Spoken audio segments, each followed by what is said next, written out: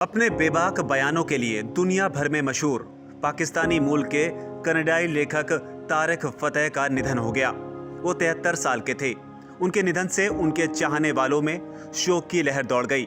उनके निधन पर उनकी बेटी नताशा फतेह ने लिखा कि वो पंजाब के शेर थे, हिंदुस्तान के बेटे थे।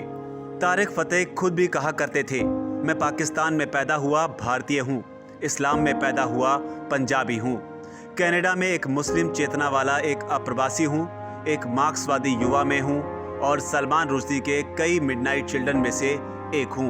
तारिक फतेह का जन्म 20 नवंबर 1949 को हुआ था। वो 1960 और 1970 के दशक के अंत में वामपंथी छात्र आंदोलन में शामिल हुए थे। पाकिस्तान में हुकूमत की नीतियों और कट्टरता के खिलाफ उन्होंने आवाज़ें बुलंद की।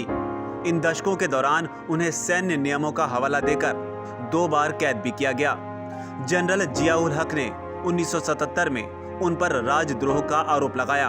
उन्हें देश में एक पत्रकार के रूप में काम करने से रोक दिया गया। तारिक फतेह पाकिस्तान की मौजूदा हालत के लिए इस्लामिक कट्टरता को जिम्मेदार मानते रहे। साल 1987 में वो कनाडा चले गए। कनाडा को ही उन्होंने अपनी कर्म भूमि बनाया। कनाडा में वो एक राजनीतिक कार्यकर्ता, पत्रकार और टेलीविजन होस्ट के रूप में जाने जाते रहे। उन्होंने कई किताबें भी लिखी और तमाम सामाजिक राजनीतिक मुद्दों पर अपनी राय बड़ी ही बेबाकी से रखी। तारिक फतेह खुद को हमेशा पाकिस्तान में जन्मा भारतीय मानते रहे। उन्हें खुद भारतीय मूल का होने पर बहुत गर्व था। वे इस्लामिक कट्टरता के घोर आलोचक थे, इसीलिए अक्सर उन पर दुनिया भर के मुसलमानों के हमले होते रहे। हालांकि वो निडर होकर अपने विचारों को तमाम मीडिया, ब्लॉग और पुस्तकों के जरिए सामने रखते रहे। तारिक फतेह जीवन भर धर्मनिरपेक्ष विचारों को व्यक्त करने के लिए जाने जाते रहे। साल 2017 में बुर्का विवाद और 3 तलाक को लेकर भी उन्होंने बयान दिया था। तब उनके बयान को गैर इस्लामिक करार दिया गया था। उन्होंने कई बार भारत का समर्थन किया और विभाजन का विरोध किया था। उन्होंने एक टीवी कार्यक्रम के दौरान कहा था कि बुर्का पहनना जरूरी नहीं है और 3 तलाक हराम है। उनके इस बयान से कट्टरपंथी बुरी तरह नाराज हो गए थे।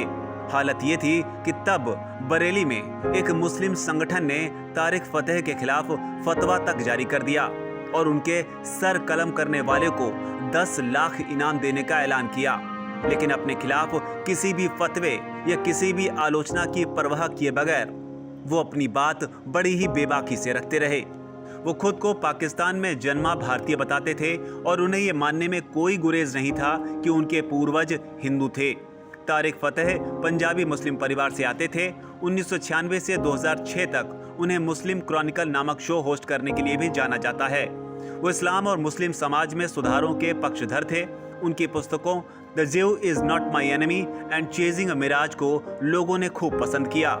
लेकिन उनके निधन से कट्टरपंथी किस कदर खुश हैं, इसका अंदाजा आप इस बात से लगाइए कि जब फेसबुक पर द टाइम्स ऑफ इंडिया ने लंबी बीमारी के बाद लेखक तारिक फतेह के निधन की खबर दी तो पोस्ट पर हा रिएक्शंस की बाढ़ आ गई।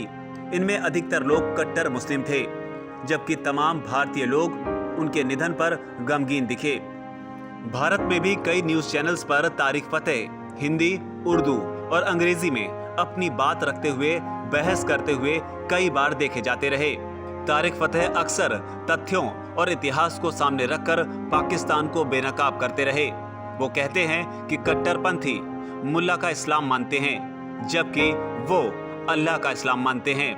तारिक फतेह के निधन पर आपकी क्या राय है? आप क्या सोचते हैं? नीचे आकर कमेंट सेक्शन में जरूर लिखें। वीके न्यूज, राष्ट्र के नाम।